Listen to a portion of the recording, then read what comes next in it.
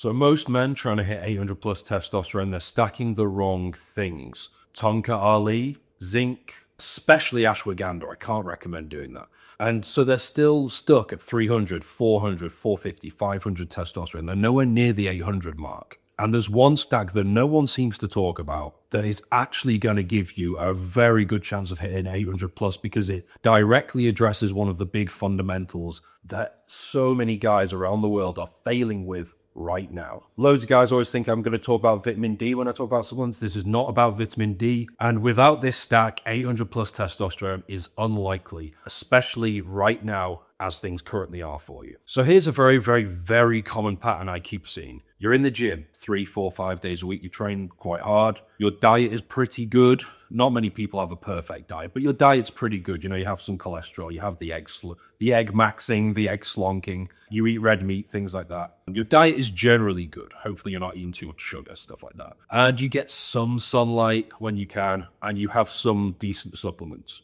Generally speaking, you're doing quite well overall. You should have more than 500 testosterone, but your labs come back and it's 450, it's 500, it's 550. So a lot of guys think that this must be your genetic ceiling. It's not. You're just not maximizing the period where testosterone is actually produced by an absolute mile the most, which basically means nighttime. Now, really, if we look at things on a 24-hour scale, testosterone it is secreted when you're in the gym to some degree, but not to a maximal amount. It's not secreted when you're grinding. It's not secreted during cold exposure, at least not to the same degree as it is secreted at nighttime, especially during REM sleep, especially in the early hours of the morning, especially during the parasympathetic nervous system dominance. And if your sleep architecture is weak, the ceiling for your testosterone is going to keep on dropping. If your sleep isn't there, that's why your testosterone's at 500, 600 tops.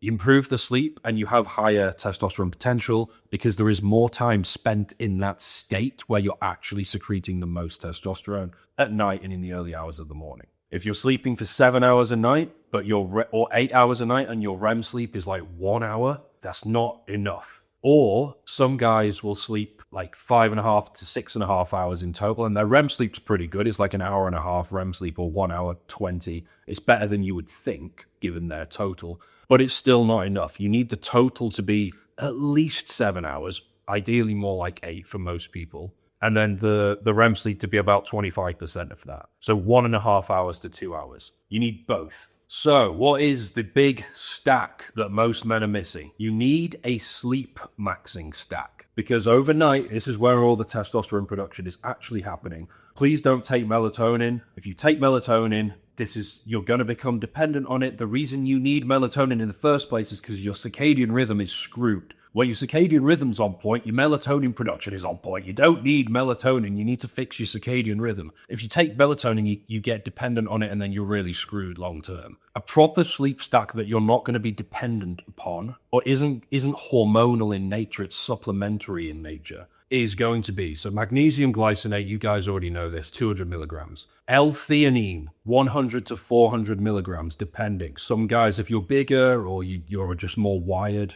you're going to need a higher dose. Some guys who are more chilled, 100 might do it. GABA, 500 milligrams. All three of these, the magnesium, the L-theanine, and the GABA, they all are synergistic to some degree. If you take GABA on its own, it's probably not going to do much because it struggles to get through the blood-brain barrier, whereas these two help it to actually do that. Low dose 5-HTP also helps the absorption of the others. And then follow up with chamomile tea before bed. All of this stack of 5, there's a synergy between them all, and all of them will help the nervous system to calm down, the parasympathetic nervous system to start kicking in, and you'll relax more, you'll sleep faster, and you'll sleep deeper, which is hugely important. So an awful lot of guys have been taking magnesium, zinc, and B6, or ZMA, for a long, long time. ZMA is pretty good. It works quite well, but it's not as good as this stack. I've had loads of clients come to me where they've been taking zinc and magnesium, or some kind of combination of those,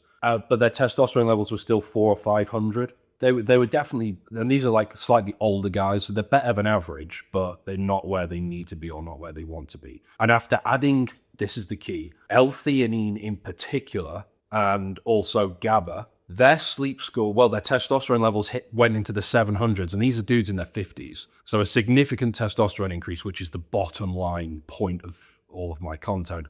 But really what was happening, the mechanisms were their sleep scores improved from like 80% into the 90% range on a consistent basis on the sleep tracker, the Oura rings as well, Fitbits, whatever devices they were using. Their REM sleep scores improved significantly. So like 1 hour 20 average to like 1 hour 40 average, 1 hour 45, which is significant. If you've been tracking this stuff, you'll know. And if that was the only change that they were making, it's just such a huge impact upon testosterone. Like sleep is a boring topic, but it'll do more for you than anything else. Now, this is important. Don't get me wrong. This stack is good, but if your circadian rhythm is completely screwed, this stack isn't going to completely save you. It will still help, but your circadian rhythm has to come first. If you're going to bed at 1 in the morning and you're not getting any morning light, and you're going to sit by the window and you think that that's going to do it for you, it won't. The windows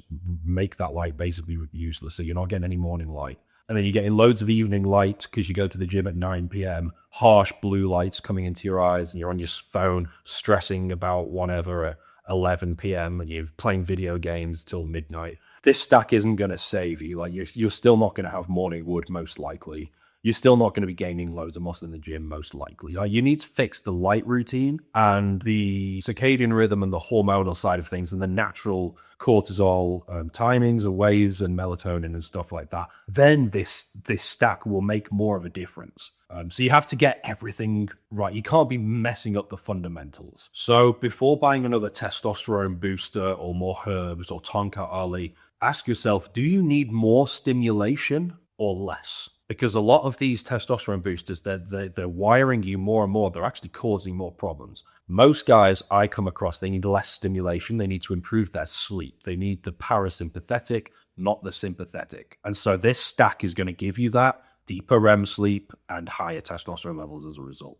So I've briefly spoke about diet in this video. If you want to learn more about foods you should be eating to give you more of a baseline, micronutrients, cholesterol, things like that, check out this video. Is the most viewed video I ever have created. The one special food that beats all the other foods from a testosterone standpoint. I'll see you in that video. I think you'll find it useful.